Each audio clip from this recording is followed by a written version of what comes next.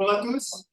Eh ben, merci d'être venus aussi nombreux voir le séminaire donné par Guillaume Alice de l'IPGP, recruté au CNRS 2020, ouais. Qui a fait sa thèse au CRPG avec Bernard Marty sur les gaz rares, et qui a beaucoup étudié par la suite les gaz rares, parce que c'était pour comprendre l'évolution des atmosphères, la courbe terrestre, l'atmosphère du Vénus aussi, si je ne me trompe pas, mais également les impacts. Je crois qu'il y a un papier sur Rochechouart et les minéraux post-hydrocarbures, enfin d'impact.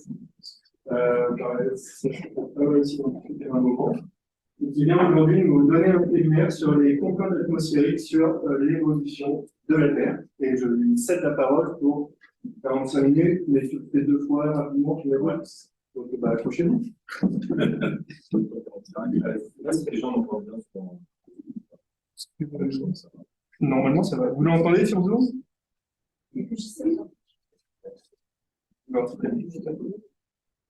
Par contre, le son de la clé, pas du Zoom. Ah. Non, ça a l'air d'aller. Il n'y a pas d'émoi. Bonjour à toutes et à tous. D'abord, merci à Maximilien et Emmanuel de m'avoir invité à ce séminaire. Donc, je vais parler des contraintes atmosphériques sur l'évolution de la Terre avec, je vais parler du gaz rare et un petit peu d'azote. Et j'ai fait le choix de faire un panaché de plusieurs études que j'ai fait en thèse ou que j'ai fait récemment à l'IPGP, pour vous donner un peu une vision globale de ce qu'on peut faire, notamment avec les archives paléoatmosphériques, pour comprendre l'histoire biologique de la Terre. Alors, avant de se concentrer sur la Terre, j'ai repris cette figure ici. Vous avez des compositions atmosphériques pour les planètes terrestres du système solaire, les géants gazeux et les autres corps. Et j'ai mis cette figure ici pour que vous voyez quelque chose qui est assez marquant. C'est que si on se concentre sur les planètes terrestres, on a plus étudié Vénus, la Terre et Mars. On voit au premier abord que ces planètes ont des positions atmosphériques différentes, mais en fait, pas tant que ça.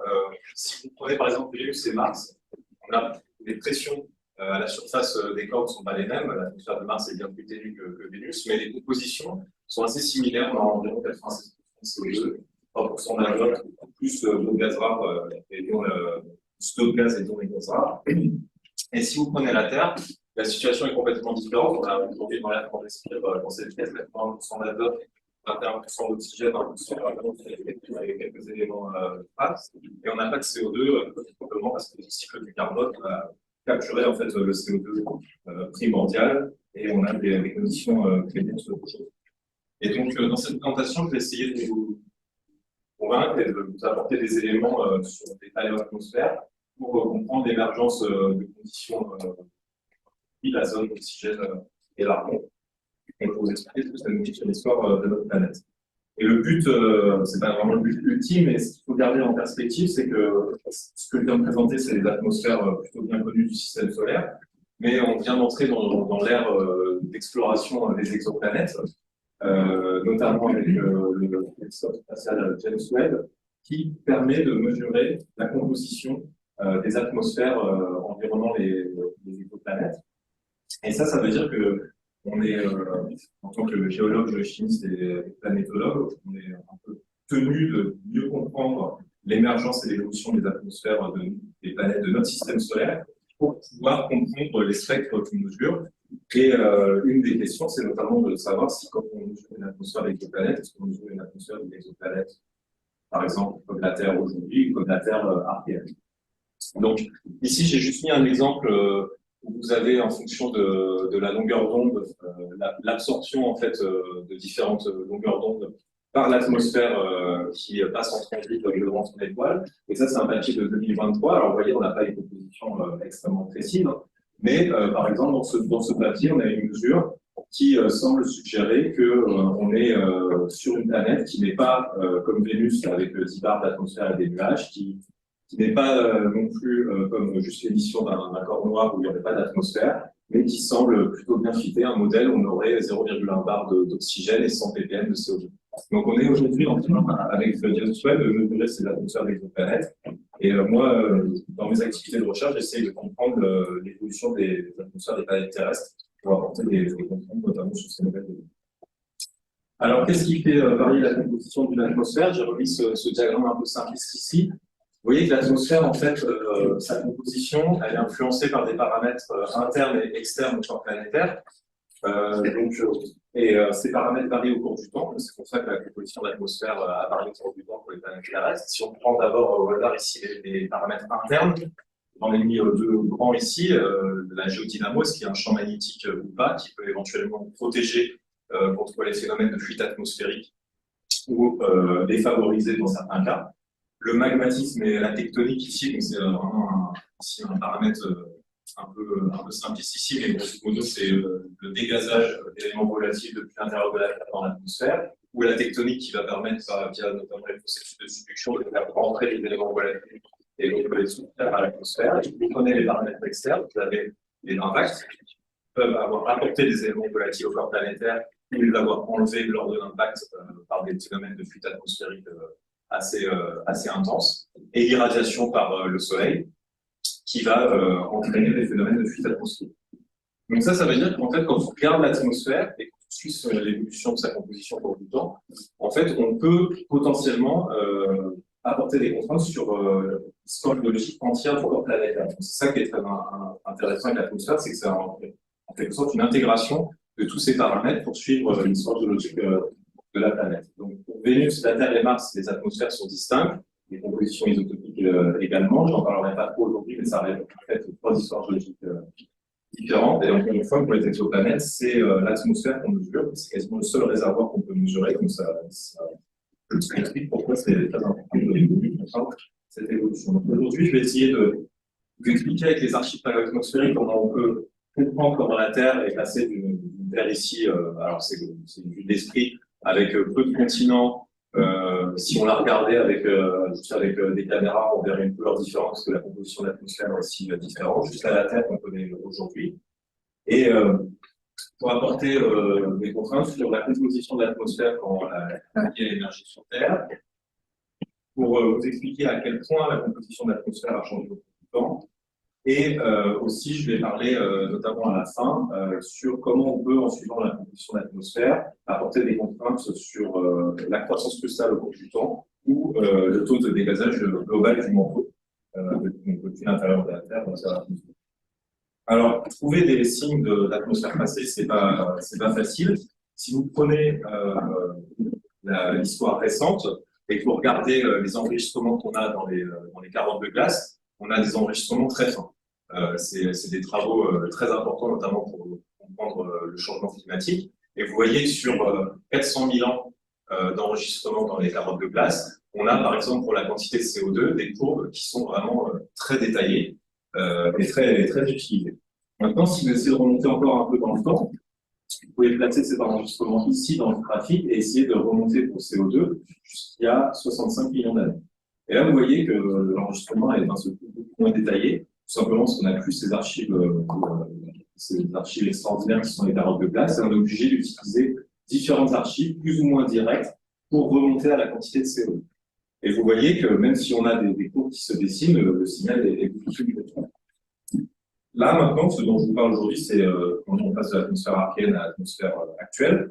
Donc, l'objectif, c'est en fait de remonter à cette échelle de temps. Donc, j'ai replacé ce graphique ici dans cette partie-là. Et je veux dire, l'enregistrement de CO2, en fait, s'arrête il y a 600 000 années. Et après, on a beaucoup moins de certitude. Si on prend les différents gaz, vous voyez que le CO2, donc ici, c'est une échelle logarithmique pour la quantité de gaz en fonction du temps. Vous voyez qu'on a des ordres de grandeur de variation pour le CO2. Si vous prenez le dioxygène dans l'atmosphère, on a quand même des contraintes, à savoir qu'il y en avait quasiment pas jusqu'au point oxidation event. Et ensuite, on a une courbe, elle n'est pas si détaillée que ça. Pour le méthane, c'est un peu la grande inconnue. Et si vous regardez l'azote ici, qui est surtout reconstruit à partir des modèles, même si on a quelques données atmosphériques, pareil, il y a des ordres de grandeur de variation. C'est vraiment un challenge de remonter à ces valeurs, parce que les archives atmosphériques sont rares. Donc, il faut des nouvelles archives atmosphériques. Et les outils dont je vais parler aujourd'hui, surtout, ce sont les gaz rares. Donc, on va essayer de trouver les archives. Et nous, à l'IPGP, ce qu'on mesure, on extrait les gaz rares contenus dans ces archives atmosphériques, parce que les gaz rares sont des traceurs de processus physiques exceptionnels qui permettent de retracer plein de processus qui ont lieu. Donc ici, c'est un peu tout ce qu'on peut faire sur les gaz rares. C'est pour un proposal à propos de Vénus. Mais vous voyez, je vais prendre juste quelques exemples. Vous avez à l'intérieur du manteau terrestre la production d'isotopes du xénon par décroissance radioactive de l'uranium-129, du plutonium-244, et ici, on a toujours de l'uranium-238 qui produit des isotopes du xénon. Ces isotopes du xénon sont ensuite dégazés dans l'atmosphère, donc en mesurant dans l'atmosphère passée des quantités de xénon, on peut potentiellement remonter à l'activité géodynamique de la Terre. Vous voyez ici qu'on a des phénomènes de fuite atmosphérique avec des fuites hydrodynamiques ou un processus un peu particulier que j'aborderai de fuite du xénon. Donc ici, on peut essayer de comprendre comment l'atmosphère va s'échapper de la Terre. On a aussi le potentiel ici avec l'argon, le potassium 40, l'écran en argon 40 qui est ensuite dégazé dans l'atmosphère, de comprendre l'évolution des réservoirs silicatés sur Terre. Et là encore, pour comprendre la géodynamique passée. Je vais commencer pour les panneaux atmosphères à parler du xénon. Donc, il y a une particularité du xénon dans l'atmosphère terrestre qui est connue depuis 50 ans, qui se divise en fait en deux caractéristiques pour ce xénon. Ici, vous avez l'abondance des gaz rares dans différents réservoirs cosmochimiques. Donc, vous avez le néon, l'argon, le krypton, le xénon. C'est normalisé à la composition solaire ici à 1. Et ce que vous notez pour la composition élémentaire de la Terre, néon, argon, krypton, on suit plutôt bien le schéma qu'on a dans le microchèque carboné. Même si on est plus appauvri sur Terre, je suis pas en train de dire que la Terre est une grosse conduite carbonée. Mais on semble avoir pour néon, argon et krypton un apport d'éléments volatiles par les conduites carbonées dans l'atmosphère terrestre.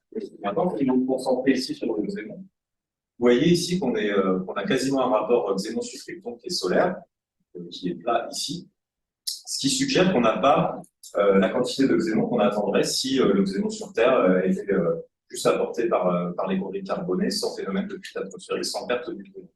Ce qu'on appelle le xénon manquant, on a la même caractéristique sur Mars, il semble qu'il manque du xénon dans l'atmosphère terrestre. Maintenant, si on se tourne vers la composition isotopique du xénon, ici vous avez les 9 isotopes du xénon normalisés à la composition isotopique de l'air qui représente une ligne horizontale. Et vous avez ici quelque chose qu'on appelle le xénon primordial, donc je le détaillerai juste après. C'est la composition isotopique cosmochimique de départ de la Terre. Et ici, c'est la composition moderne. Et il semble que par rapport à la composition de départ qu'on peut mesurer dans les comètes ou dans les météorites, on a un enrichissement en isotopes lourds, un appauvrissement en isotopes légers, avec un fractionnement dépendant de la masse. Ici, le trou, ici, par le xénon 129, c'est lié à la décroissance radioactive de l'iode 129, donc ça n'a rien à voir avec ce fractionnement dépendant de la masse. Ce qui suggère qu'on a enrichi l'atmosphère à un moment en isotopes lourds et appauvri en isotopes légers. Donc, dans le détail, ce U-xénon, qui est le xénon primitif U, ça n'a rien à voir avec l'uranium.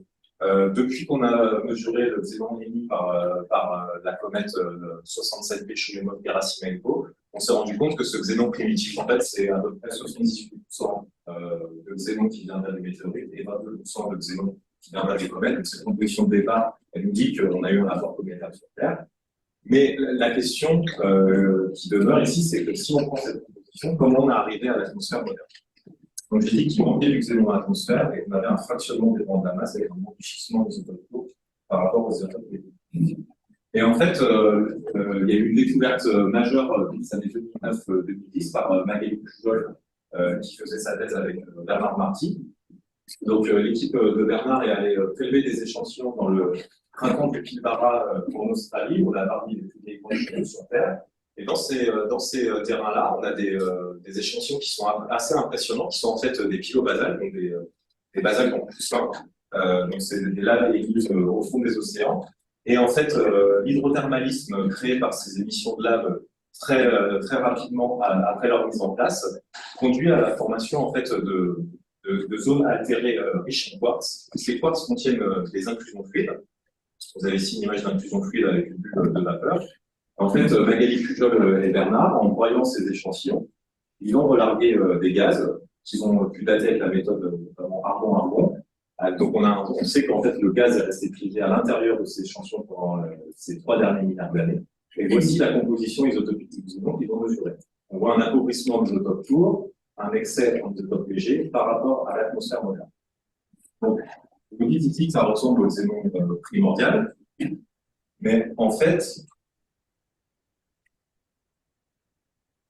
vous pouvez noter ici que là, on parle d'un excès de 250 pour 1000, d'un appauvrissement de 250 pour 1000 par rapport à la composition de l'atmosphère moderne. Et vous voyez ici qu'on a un excès de l'ordre de 30 pour 1000 et sur le xénon 136 de 60 pour 1000.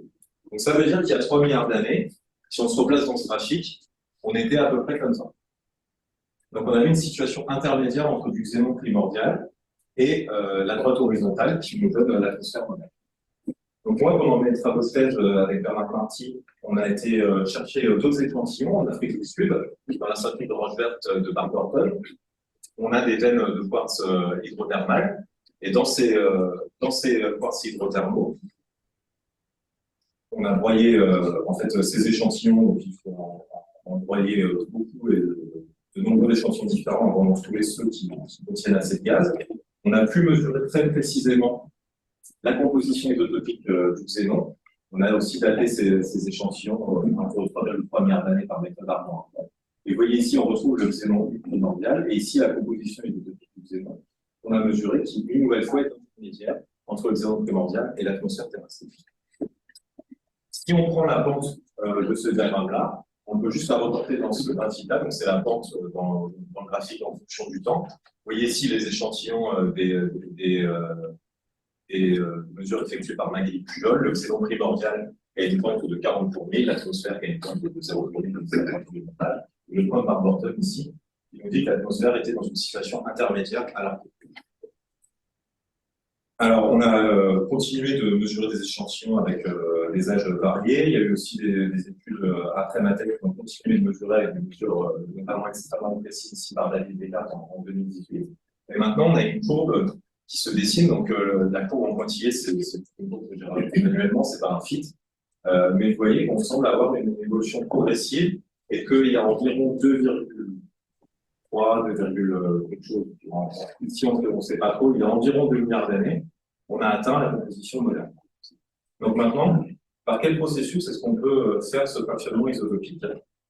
Le modèle qui a été proposé par Kevin Vaneux en 2019 est le suivant. Il faut remarquer plusieurs choses avec le xénon. C'est un gaz un peu particulier. Premièrement, le xénon est facile à ioniser. Si vous avez des conditions qui sont en faveur de l'ionisation de l'hydrogène, par exemple, le xénon est plus facile à ioniser que l'hydrogène. C'est la particularité un peu de ce gaz-là. La seconde particularité, c'est que quand vous avez deux ions de charge positive, ils peuvent interagir entre eux via les interactions de Coulomb. Et les coefficients d'interaction de Coulomb entre le xénon et les ions de xénon et les ions d'hydrogène est très important.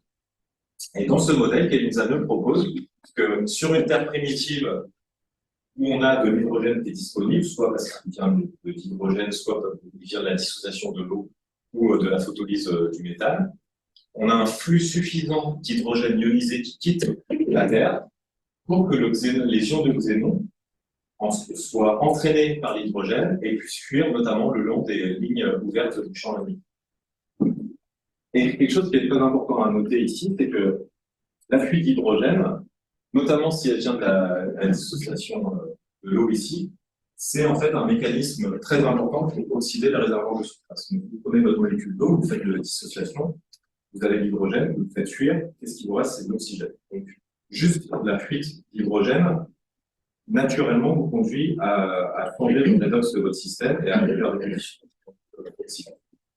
Donc, ce qu'on propose, nous, ici, c'est que cette évolution de la composition isotopique du xénon, elle marque, en fait, la fuite d'hydrogène dans l'atmosphère primitive, et cette fuite d'hydrogène pourrait être un des acteurs majeurs pour oxyder les réservoirs de surface. Donc, c'est ce qui est représenté ici. Vous prenez la quantité d'oxygène dans l'atmosphère planétaire et vous regardez les différents flux qui vont augmenter la quantité d'oxygène ou pomper l'oxygène depuis le système. Vous voyez ici que les deux flux principaux pour augmenter la quantité d'oxygène, c'est enfouir de la matière organique, mais c'est aussi faire cette fuite d'hydrogène. Vous avez H2O dissocié, H2 qui s'en va et l'oxygène qui reste. Alors bien sûr, tout ça, c'est pas juste faire de l'hydrogène pour faire émerger l'oxygène dans l'atmosphère. Ça dépend de ces autres flux qui peuvent soustraire l'oxygène, par exemple l'oxydation des gaz volcaniques. Il y a des mécanismes plus internes à la Terre qui ont été proposés qui impliquent les changements d'état redox du fer pour expliquer l'émergence d'oxygène. Donc cette fuite du xénon avec l'hydrogène, c'est une partie de la réponse pour expliquer le point oxydation. Donc, si je résume ici, j'ai fait ici un petit film qui est tiré d'un modèle qu'on a publié en 2014 pour être sûr que vous ayez bien compris. On parle de xénon primordial, appauvrir l'isotope lourd, enrichir l'isotope léger. On fait progressivement un fractionnement isotopique qui enrichit l'isotope lourd et appauvrir l'isotope léger. Ça, c'est la fuite atmosphérique qui va faire ça. Les isotopes légers vont tendance à fuir, les isotopes lourds à rester. Et votre atmosphère, progressivement, part d'une composition primordiale jusqu'à atteindre la composition moderne dans ces domaines.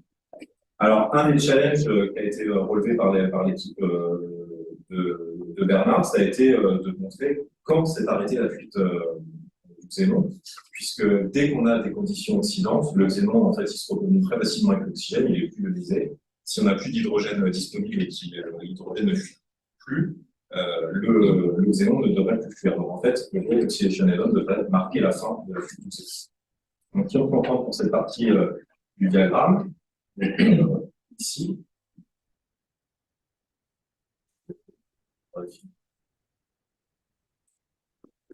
si on se concentre sur cette partie-là, en fait, des nouvelles données qui se situent autour du point oxydation event est datée ici à 2,44 milliards d'années. Ce qu'on voit, c'est qu'avec ces nouvelles données, en effet, il semble qu'il n'y ait plus de fractionnement isotopique du xénon et qu'on a encore un signal de fractionnement isotopique du xénon juste avant le point oxydation event. On semble vraiment avoir un lien avec cette émergence d'oxygène dans l'atmosphère.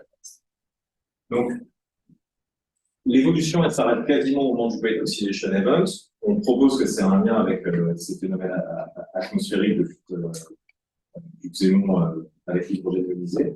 Et bien sûr, les conditions exactes nécessaires pour faire fuir du xénon restent à déterminer. C'est-à-dire, si vous regardez dans le détail l'article de Daniel et al. En 2019, il explique qu'on ne peut pas faire fuir du xénon en permanence, il faut qu'il y ait des pauses dans la fuite pour expliquer un fractionnement isotopique de cette ampleur, etc. Donc, il y a encore pas mal de détails à lever ici. Donc, nous, ce qu'on a mesuré récemment, alors c'est tout nouveau, donc c'est tout frais. On a mesuré des échantillons ici, il y a quasiment 3 milliards d'années donnés par Pierre. Et on a mesuré sur des échantillons juste avant que l'instrument de classe, je vais prendre un petit peu avec des vingtaines, on a mesuré une composition isotopique du xénon fractionnée comme il y a 3,3 milliards d'années et comme il y a 2,7 milliards d'années. En sachant que les autres données, vous voyez, ont des barres assez importantes. Ces deux données sont parmi les données. Et ça suggère qu'en fait, la composition isotopique du xénon a évolué jusqu'à 3,3 milliards d'années, qu'ensuite elle n'a pas évolué jusqu'à 2,7 milliards d'années et qu'il y a eu de nouveau une évolution. Et ça, c'est en faveur de ce que propose Kevin Simon en 2019, à savoir qu'on ne peut pas en fait faire une fuite continue, sinon on aurait perdu tous les océans terrestres. On aurait probablement aussi fractionné un rapport de surage, et on aurait eu un fractionnement énorme du xénon, ce qui n'est pas le cas. Donc en tout cas, les nouvelles données suggèrent qu'on a eu une pause dans l'évolution de la composition du xénon, même si on est en train de travailler dessus pour préciser notamment la barre d'erreur de Franck. Pour l'instant, je vais parler des isotopes du xénon, mais une caractéristique du xénon d'atmosphère, c'est qu'il est manquant. Et donc, si on propose cette fuite d'hydrogène avec la fuite du xénon, un des challenges à l'heure actuelle, c'est de démontrer que la quantité de xénon dans l'atmosphère passée est plus importante et qu'on a bien fait fuir du xénon sélectivement par rapport aux autres gaz. Donc, il y a une étude qui a été publiée par Michael Broadley en 2022 qui a mesuré en fait les rapports xénon sur krypton et argon sur krypton dans les échantillons pour lesquels on a des données de xénon fractionné de les isotopes. Et avant de présenter les données, je vous présente les différents points qu'a avancé la barre. Ici, vous avez le xénon du manteau, l'estimation pour le xénon du manteau, le xénon de l'atmosphère terrestre. Et ici, vous avez les données, si vous mesurez des quartz métamorphiques modernes, qui en fait sont intermédiaires entre l'air et le manteau, et c'est surtout parce qu'on a des phénomènes de fractionnement élémentaire quand on fait les inclusions d'huile. Et vous voyez que l'eau de mer ici se situe ici, et là encore le fractionnement élémentaire, donc les rapports élémentaires par rapport à l'air sont liés en fait à la dissolution des plaques. Mais toutes les données se situent ici. Et en fait, Michael Brodley, ce qu'il a fait, c'est qu'il a pris du gaz, il a pris des échantillons, il en a pris beaucoup, il a complètement brûlé ces échantillons pour avoir une grosse quantité de gaz, une mesure précise de la composition isotopique, et aussi une mesure de la composition élémentaire sur ces échantillons 3,3 milliards d'années.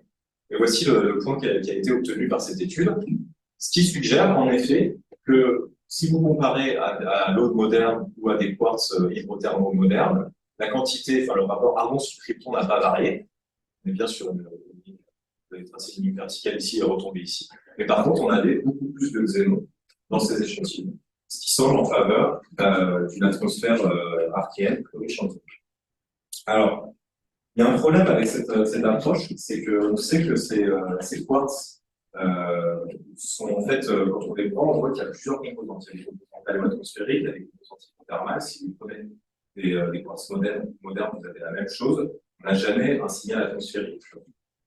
Donc, nous, ce qu'on a fait à l'IPGP, c'est qu'on a repris ces échantillons et on a fait du broyage par palier, c'est-à-dire qu'on va venir broyer l'échantillon, placer d'abord les infusions plus grosses, par exemple, ensuite broyer les infusions plus finement et libérer des gaz qui ne sont pas dans les mêmes infusions, avec l'idée, en gaz rare, quand on fait ça, c'est de séparer les différents composants, en fait, l'atmosphérique et la composante.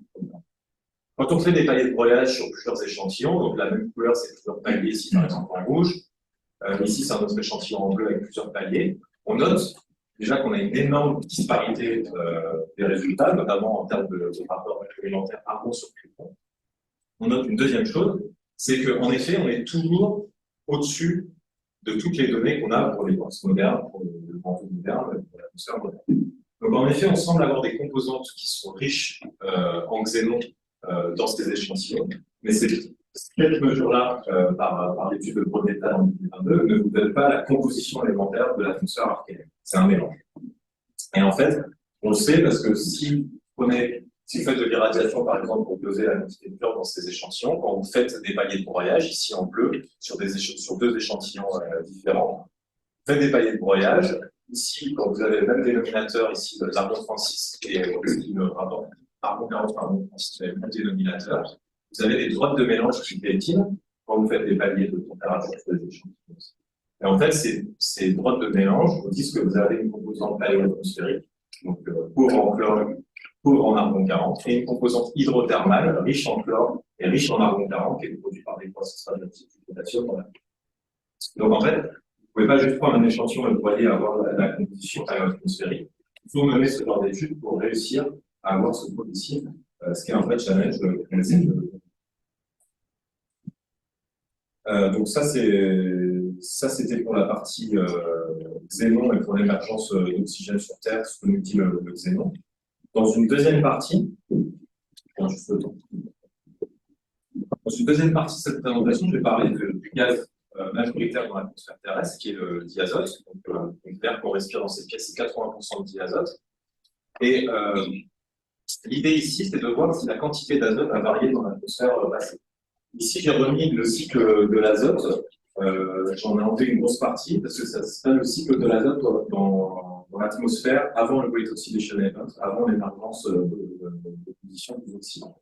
Si vous prenez ce cycle qui est plutôt simple, l'azote dans l'atmosphère, en fait, il peut être fixé à l'intérieur des océans. Éventuellement, ici, comme on a des conditions réductrices, vous avez des ions ammonium qui sont plutôt compatibles dans les minéraux. Et donc, si vous avez des sédiments qui se déposent, ils vont pouvoir être riches en ammonium.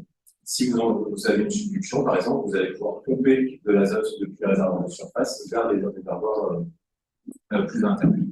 Mais ce qu'il faut savoir, c'est qu'à partir du Great Oxidation Event, le cycle de l'azote a complètement changé.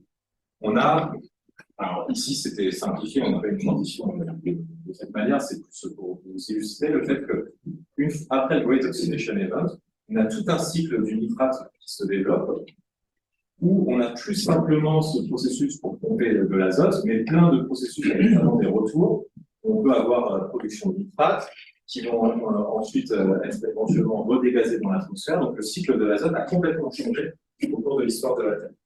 Et ça, c'est un des arguments pour suggérer que la quantité d'azote dans l'atmosphère, vu l'évolution de ce cycle, a probablement varié.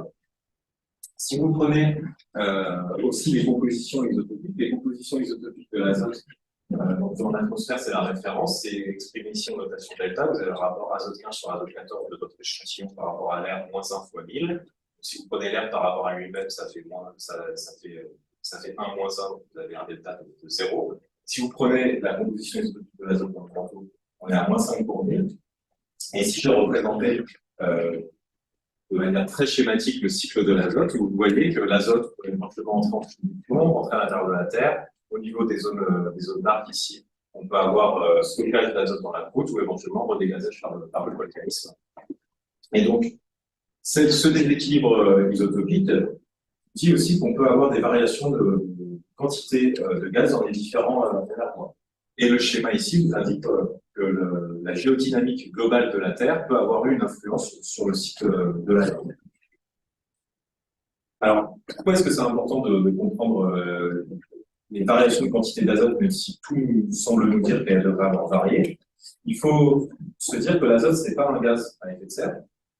C'est que c'est pas un gaz à effet de serre, mais par contre, c'est un important agent climatique. Donc, ça a été proposé par Goldblatt en 2009. Si vous doublez la quantité d'azote dans l'atmosphère aujourd'hui, ça va avoir une influence sur le climat. Donc, ça peut augmenter la température moyenne à la surface de la Terre de plus 5 degrés. Ici, Goldblatt explorait un mécanisme qui est en fait le fait que les bandes d'absorption des autres gaz à effet de serre, comme par exemple le CO2, vont être, ça s'appelle le broadening effect, vont être de plus en plus larges si vous augmentez la quantité de gaz principal. Donc, vous prenez une atmosphère avec 100 ppm de CO2 et 1 bar d'azote, vous n'allez pas avoir le même pouvoir à effet de serre au CO2 si vous doublez la quantité d'azote. Les gammes d'absorption des mélanges vont être élargies et donc le pouvoir de réchauffement climatique du CO2 va être élargi lui aussi. On peut aussi noter que si vous doublez la quantité d'azote, vous doublez aussi la quantité de pression atmosphérique barométrique totale. Et ça va changer tout le cycle climatique. Si vous prenez les GCM aujourd'hui, ils sont calibrés avec 1 bar d'azote. Si vous multipliez par 2 ou voire par 5 la quantité d'azote, vous n'allez pas former les nuages aux mêmes endroits, aux mêmes altitudes, vous allez changer la circulation atmosphérique. Donc on a en fait un bouleversement des conditions climatiques en changeant la quantité d'azote qui est pourtant un gaz.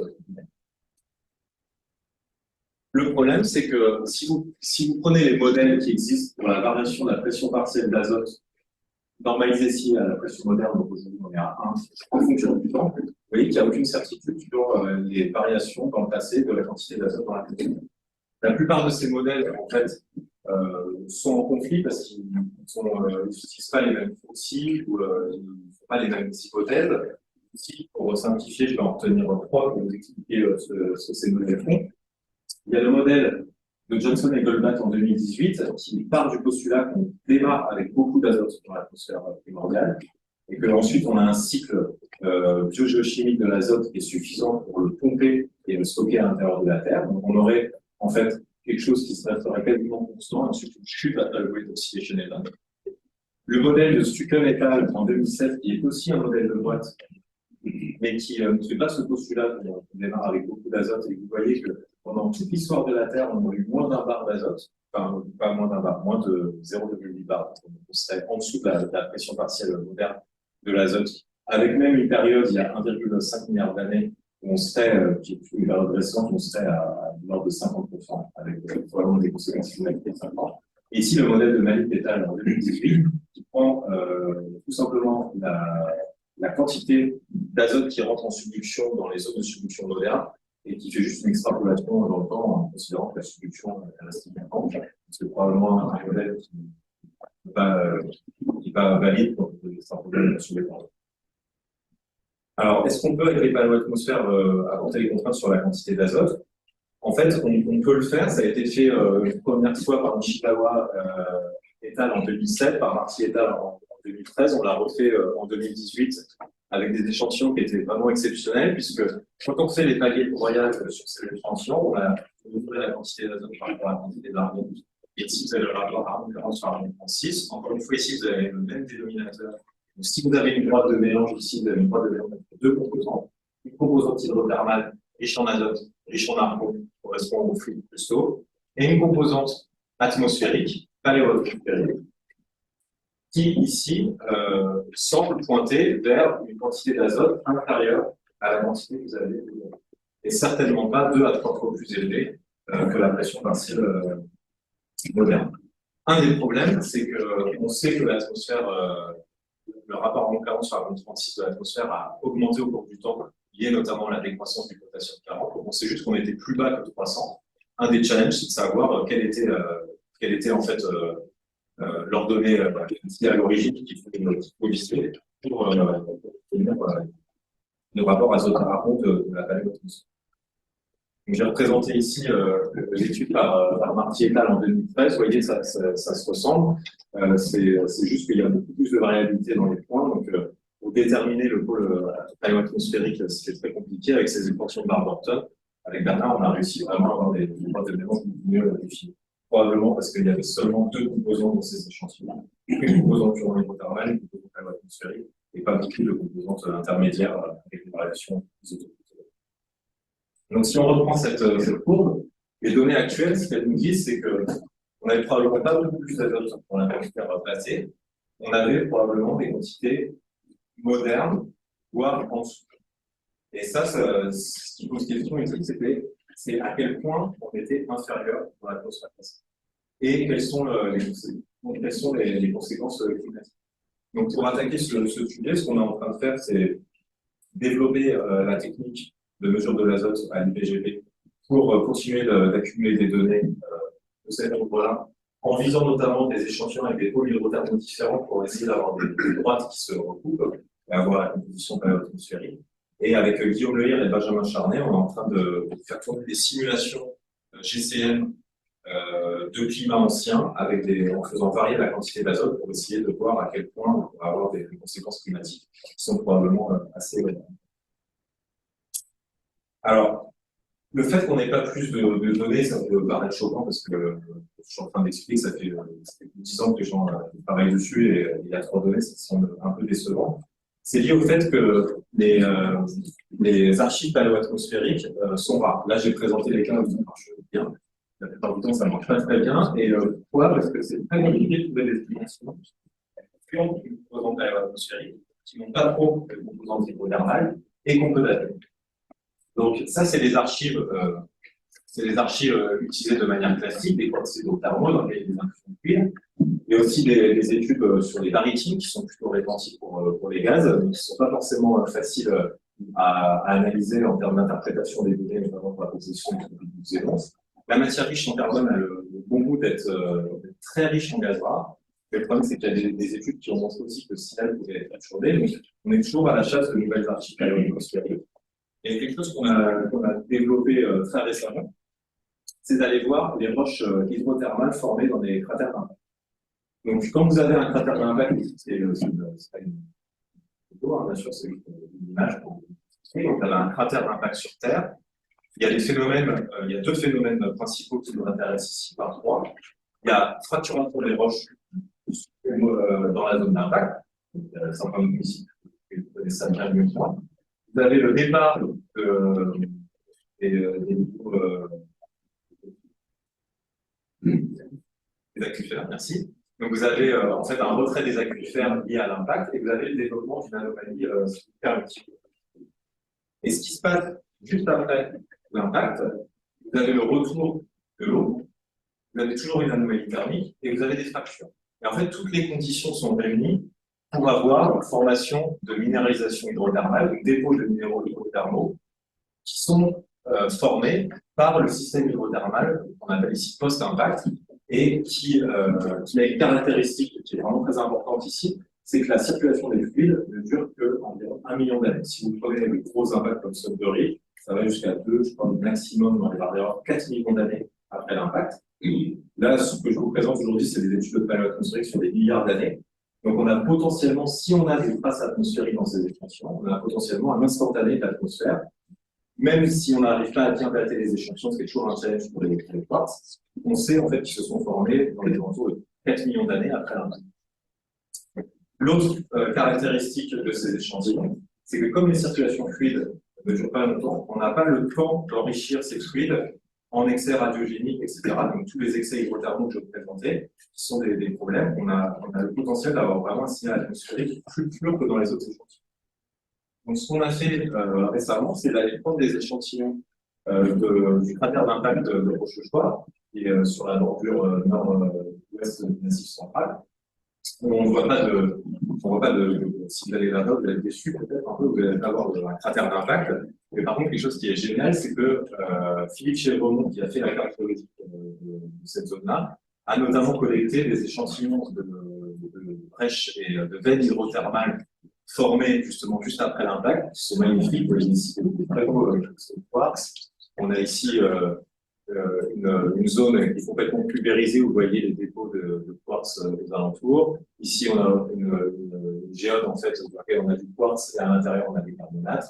Là, on a un nodule d'agate formé dans l'impact melt de Rochechouart peu de temps après l'impact. On a allé mesurer la composition élémentaire isotopique des gaz rares. On a fait une datation pour essayer d'estimer si les cratères d'impact, Rochechouart, c'est 200 millions d'années, donc c'est un impact récent, on s'attend à voir l'atmosphère moderne pour voir la qualité du signal atmosphérique. Antonin Richard, désolé, de l'Université de Lorraine, a fait une étude pétrographique pour caractériser les inclusions fluides. Donc il y a beaucoup d'inclusions fluides. Si vous prenez par exemple les veines ici, en fait, si vous zoomez, toute cette partie noire, en fait, elle est noire parce que c'est microcristallin, mais aussi parce que c'est vraiment très riche en inclusions fluides. En zoomant, on se rend compte que les inclusions fluides sont soit liquides, soit biphasé vapeur liquide ou alors que vapeur, ce qui semble suggérer qu'on a en fait affaire à un fluide qui était en ébullition dans une zone peu profonde de la côte, ce qui est exactement ce à quoi on s'attend dans un système hydrothermal formé juste après un impact de météores. On a mesuré donc les gaz rares. Ici, vous avez la composition isotopique du néon, rapport 21 néon sur 22 néon, rapport 20 sur 22 néon. Vous avez la composition de l'atmosphère moderne. Et ce que vous voyez directement, c'est que quasiment tous les échantillons tombent sur l'atmosphère moderne. On a vraiment un signal atmosphérique qui est assez pur. On a un échantillon qui montre du néon nucléogénique ici, qui est lié en fait à des effets nucléaires dans la croûte. Généralement, quand on prend des échantillons archéens, tous les échantillons en fait sont dans cette zone. Ici, on est pile poil sur l'atmosphère, et on a un échantillon pour lequel on a perdu du néon qui s'est enrichi en isotopes. C'est pour ça qu'on ici de constat par tous les autres échantillons, on a un signal atmosphérique très fort. On a fait des datations argon-argon avec Mark Hendrick en Australie. Donc la datation argon-argon, ça nous permet de doser la quantité de potassium en faisant des effets de capture neutronique sur le potassium qui produit l'isotope de l'argon, et de mesurer que les isotopes de l'argon, vous avez accès à la datation argon-argon de votre échantillon.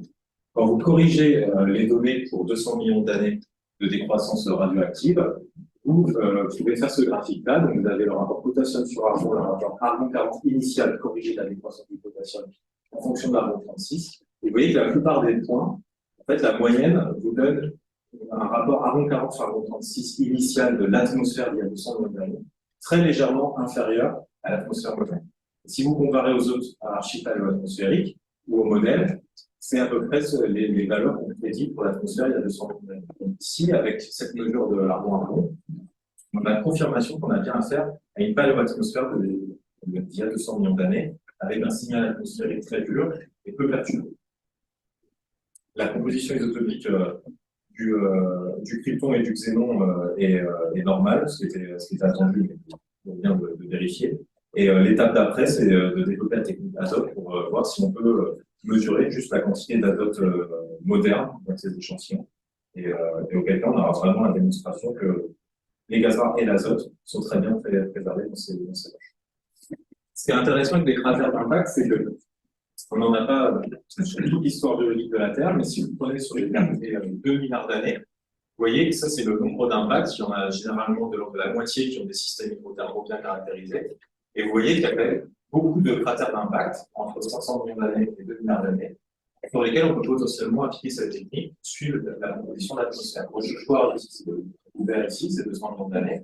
Maintenant, on essaye de remonter le temps. On vient de récupérer des échantillons du cratère de Dala en Inde, daté aux alentours de 2 milliards d'années. On a récupéré un très beau module, là aussi dans l'impact map, où on voit en fait deux générations de croissance des quartz. On est en train de les mesurer et de les dater par rapport à l'autre pour directement passer de 200 millions d'années à 2 milliards d'années et avoir la composition de l'atmosphère il y a 2 milliards d'années, avec l'espoir que le signal sera moins perturbé dans les archives du classique.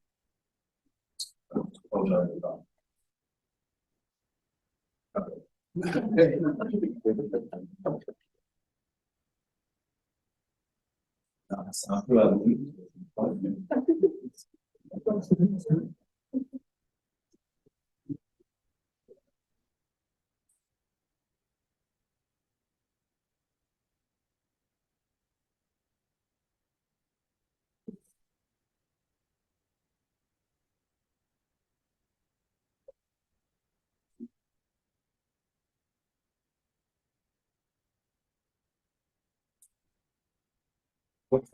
Trouver ces nouvelles archives atmosphériques à l'air vers les cratères d'impact, c'est un des gros packages de mon projet ERC qui s'appelle ATTRACT, où on a reçu ce nouvel instrument ici, qui est un spectromètre de masse gaz rare pour la mesure en vide statique des gaz rares par multicollection, pour lequel on peut aussi mesurer l'électricité de l'azote. Et l'idée, c'est de prendre ces échantillons, comme par exemple le module ici, le magnifique de Dala, de complètement pulvériser en broyant, d'extraire les gaz, de mesurer la composition élémentaire et ion mémoire excellent.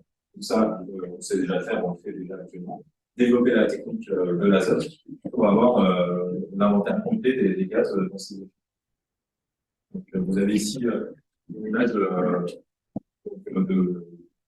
l'ingénieur qui a installé l'instrument. Installé. Il a la particularité ici d'avoir 6 multiplicateurs d'électrons et 3 caches de parallèle et une configuration qui nous permet de très rapidement mesurer tous les gaz rares, mais aussi de pouvoir faire l'azote en vide statique et de manière automatique.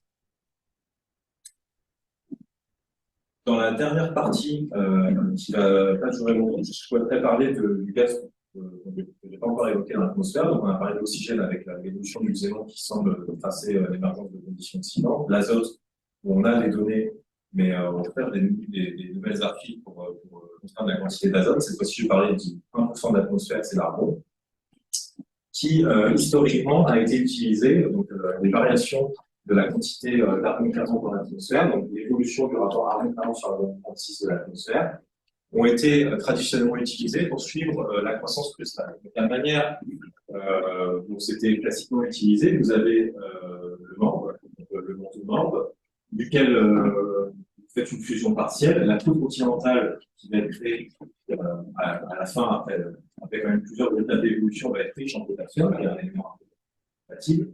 Ce potassium décroît en argon 40. L'argon 40 étant un gaz, il diffuse et il s'échappe en fait dans l'atmosphère. Donc l'idée, c'est que si vous suivez l'évolution du argon 40 sur l'argon 36 de l'atmosphère en fonction du temps, vous avez en fait la possibilité de suivre cet effet de croissance de l'atmosphère. On a récemment fait avec Judy Fang et Rita Pareil de l'Université de Washington à Saint-Louis, c'est qu'on a pris ce modèle, en fait, elles ont pris ce modèle, parce que moi, je n'ai pas fait grand-chose dans l'histoire, mais elles ont pris un modèle de boîte qui est plus évolué que les modèles précédents, avec moins de conditions a priori sur l'évolution du manteau, et surtout avec un suivi de l'argon, de l'hélium et du néon, pour avoir toutes les contraintes possibles et suivre l'évolution en fait, du manteau, de la continentale et de l'atmosphère pour vérifier cette hypothèse de tracer la puissance cristale avec l'argon. Le problème, c'est qu'on s'est rendu compte en faisant un nouvel modèle, c'est si vous prenez différents modèles de croissance cristale, a priori, vous décidez que la croissance cristale en fonction du temps, c'était, alors vous savez que c'est pas vrai, mais quelque chose comme les âges que vous mesurez dans les roses, ou quelque chose beaucoup plus comme Renaga et al. Propose avec une croissance cristale quasiment à 100% très tôt dans l'histoire de la Terre, et ensuite volume constant. Un overshoot ici, on avait plus de croûte continentale dans le passé qu'aujourd'hui. Si vous prenez tous ces modèles, que vous les mettez dans ce modèle de boîte, c'est l'évolution de la composition isotopique de l'atmosphère que vous obtenez pour l'argon. Pour tous les modèles de boîte, vous obtenez quasiment exactement la même chose. En vert, vous avez ici les contraintes géochimiques qu'on a sur l'atmosphère passée. Là encore, à cause du manque d'archives, on n'a pas beaucoup de contraintes. Donc, vous voyez déjà qu'on est dans la limite basse, mais c'est surtout que peu importe le modèle de coupe que vous prenez, vous avez la même évolution. Et en fait, on s'est un peu creusé la tête en regardant, en fait, on a montré dans cette partie dans les PSL que ce qu'on trace en fait avec l'argent, c'est le dégagage global.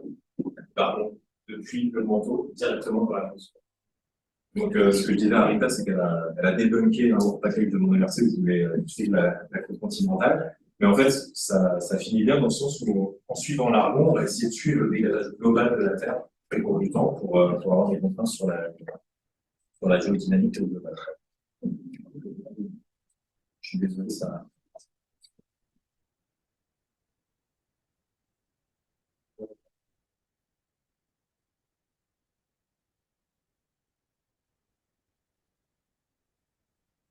Quand vous faites tourner ce modèle, vous avez quelque chose qui est très intéressant, c'est que vous pouvez suivre l'évolution de l'atmosphère, donc par rapport à l'argon 36 de l'atmosphère, lié au dégazage d'argon 40 et aussi de l'argon 36 primordial. Et vous avez une augmentation du rapport à l'argon 40 sur l'argon 36.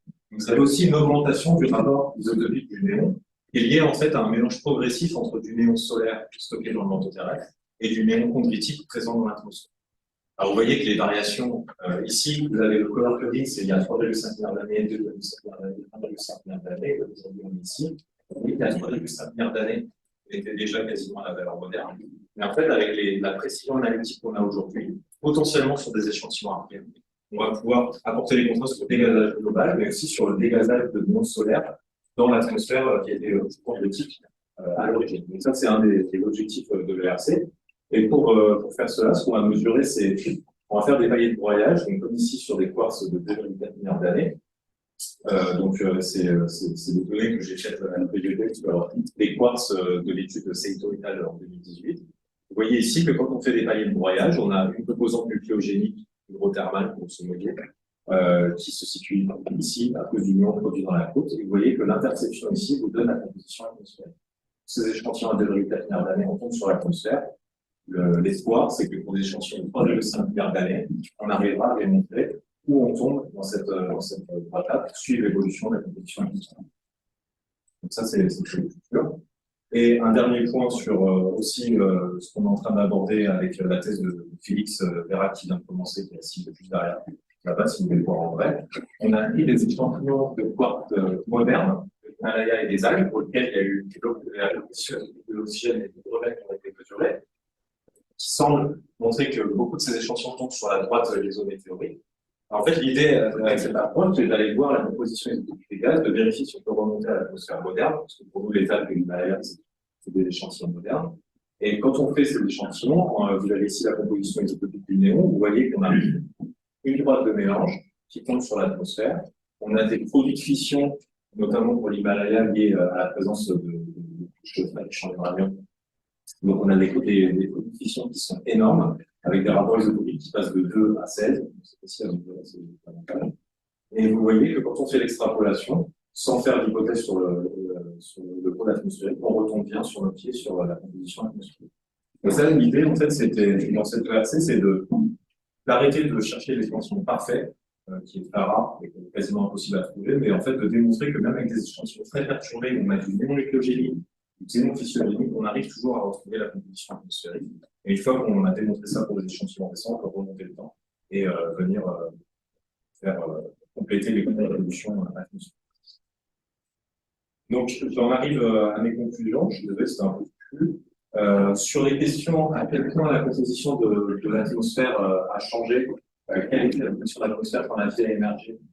La quantité d'azote était probablement similaire ou plus basse qu'aujourd'hui, mais on ne sait pas à quel point elle était plus basse et ça a une importance climatique pour les conditions dans lesquelles la vie a émergé était assez importante. C'est ce qu'on est en train d'essayer de faire à l'IPGP. La fuite d'hydrogène a probablement joué un rôle majeur pour l'évolution terrestre, même pendant l'Archéen et l'émergence de l'île et l'Occident. En continuant de mesurer la composition isotopique élémentaire des gaz rares, on peut essayer d'apporter des contraintes sur d'autres fuites d'hydrogène dans le passé. À quel point la composition de l'atmosphère a changé. Donc c'est dur pour l'hydrogène, mais si on va essayer avec le xénon d'apporter des contraintes. On ne sait pas si la pression partielle a même été proche de zéro dans certains modèles où il y a par exemple 1 milliard d'années. Donc, On va essayer de faire des mesures, mais on fait des simulations GCM avec Guillaume et Benjamin Charlet pour avoir les contraintes climatiques et mieux cibler les zones qui restent intéressantes pour lesquelles il faut chercher des archipels atmosphériques. Et enfin, pour le taux de croissance cristale et le taux de dégazage global du monde, l'évolution de la composition atmosphérique par rapport à 2040 à 2036 n'est pas liée directement, même s'il y a un très léger effet à la croissance des continents et du dégazage global. Et ça veut dire qu'en suivant, on va pouvoir suivre le dégazage global de la Terre et potentiellement en mesurant le néon, suivre le dégazage des néons solaires dans une atmosphère compétitive. Donc j'ai essayé de vous apporter là, pendant cette heure-là, des contraintes, vous dire à quel point on connaît les variations de composition de l'atmosphère terrestre. Si je n'ai pas eu le temps de parler de l'atmosphère du système solaire. Et ici, je peux vous laisser avec des conclusions qui sont redites de ce que je vous remercie. Je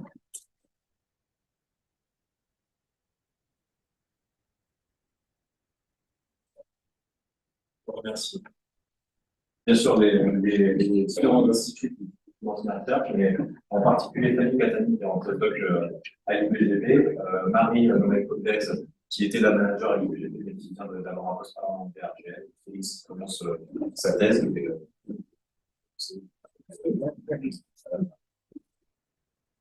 Question. Merci beaucoup, c'est super exposé. Du coup, bon, c'est vrai que l'effet climatique de l'azote, c'est potentiellement intéressant. Mais quand on a une fuite d'hydrogène, par contre, la H2, lui, c'est un gaz à effet de serre puissant, en fait. Donc, est-ce que finalement, dans ce signal-là, d'échappement, et Benjamin Charnet, c'est quelqu'un qui est tout sensibilisé à ça, il a travaillé là-dessus. Est-ce que, en fait, tout n'est pas dominé par l'hydrogène? Par l'hydrogène. Par l'effet d'hydrogène. Ouais. Oui, en fait, je suis assez d'accord parce que la question de l'azote et la question de l'hydrogène ne concernent probablement pas la même période de l'histoire de la Terre. En fait, pour l'A1, dans lequel on aurait l'hydrogène et l'oxygène qui évoluent, puis l'azote semble peut-être être plutôt stable, donc l'hydrogène faut forcément avoir une importance très importante. Par contre, pour cette période-là, on n'a pas de données. Là, c'est vraiment ici parce que j'ai mis ces modèles-là, il y a des modèles où il n'y a quasiment pas d'azote, il y a 1,1 milliard d'années, et qui ne sont pas loufoques en termes de raisonnement logique derrière, c'est juste qu'on n'a pas de données pour les appuyer. Mais là, auquel cas, l'hydrogène. Du coup, à la vue de ça, il y a des prospects pour reconstituer les pressions d'hydrogène, des maximums, si on a vu le truc avec le zéro. Ouais. Les pH2, les PCH4, des choses comme ça, est-ce qu'il y a des pistes?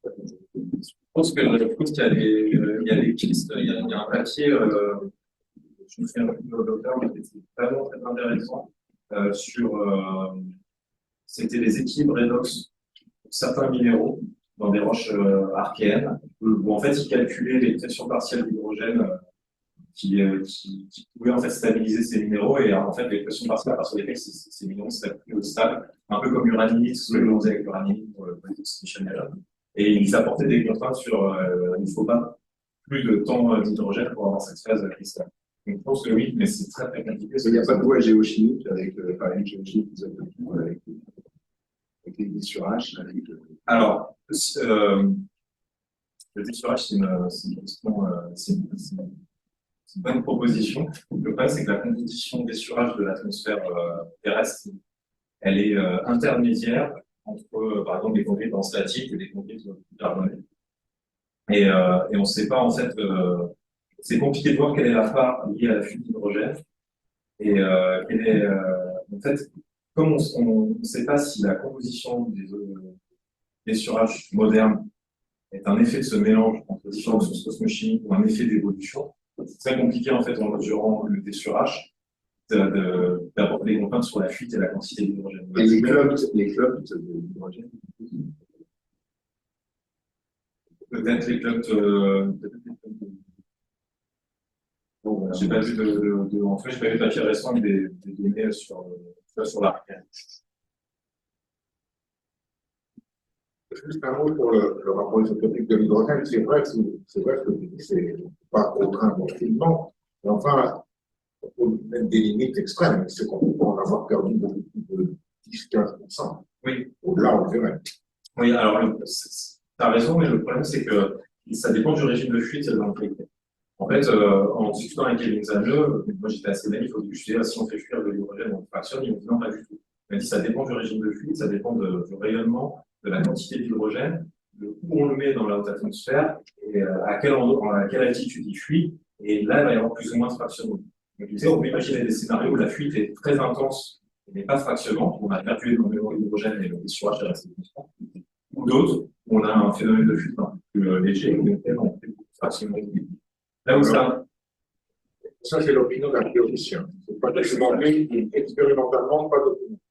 d'accord. Ce qui est documenté, c'est qu'effectivement, quand on fait l'hydrogène, on a un fractionnement isotopique qui est de 15 000 pour 1000. Ça, c'est, voilà, c'est très bien.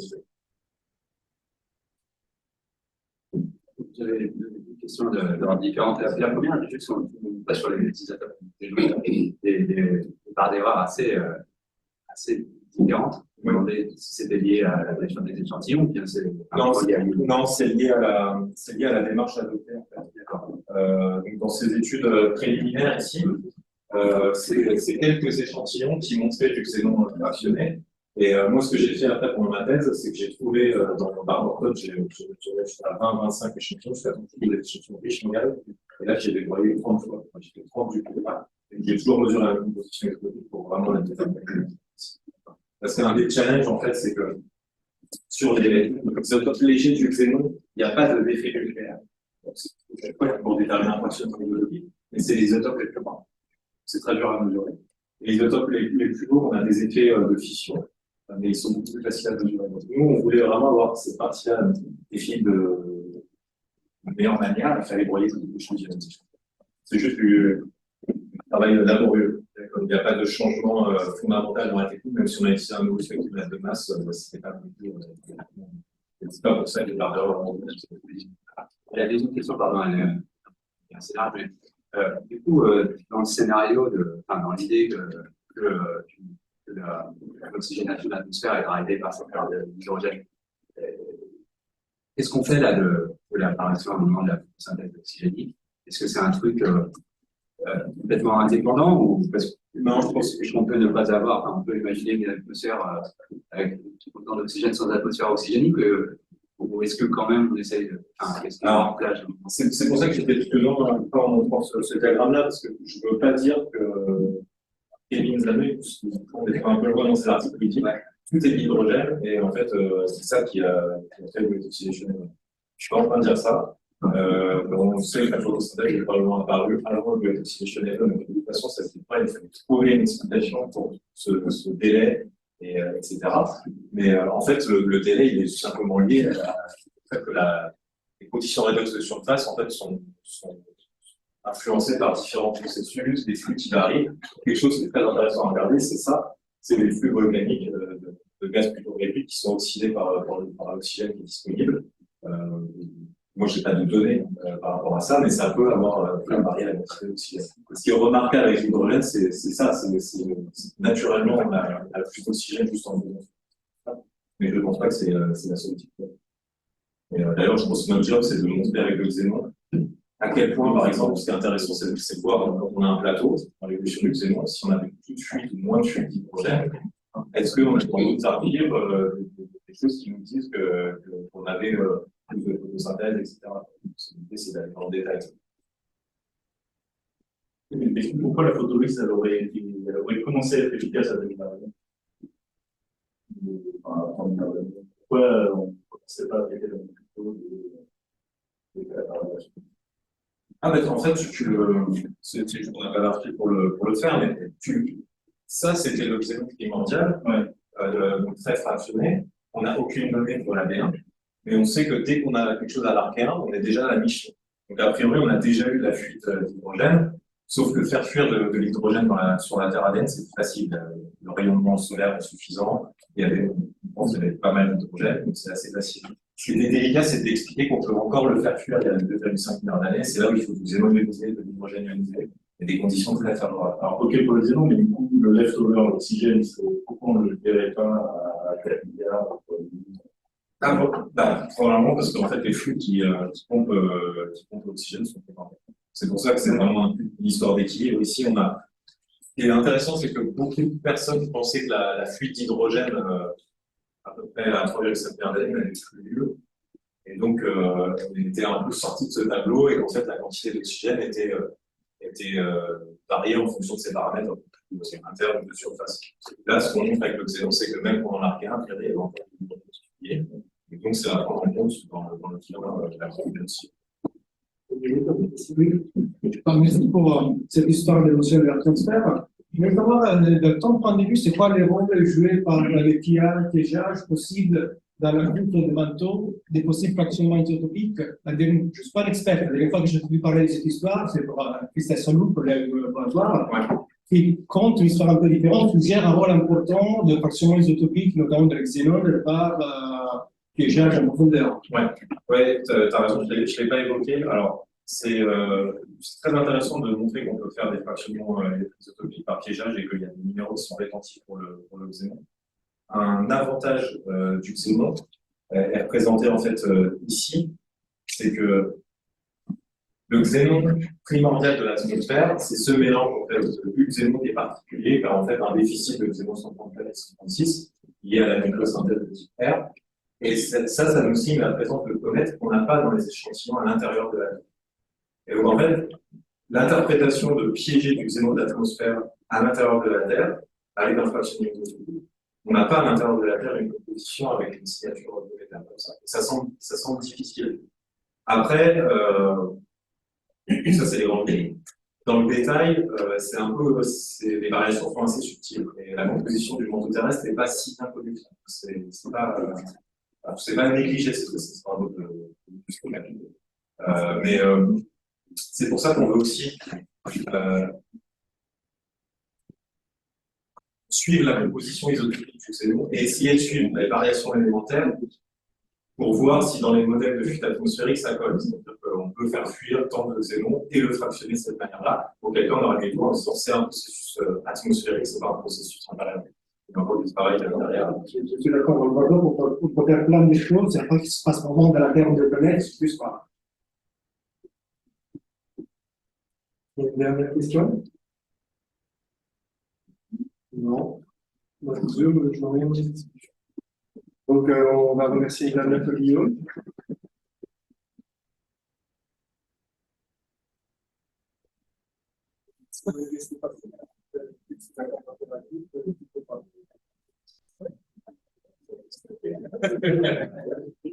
C'est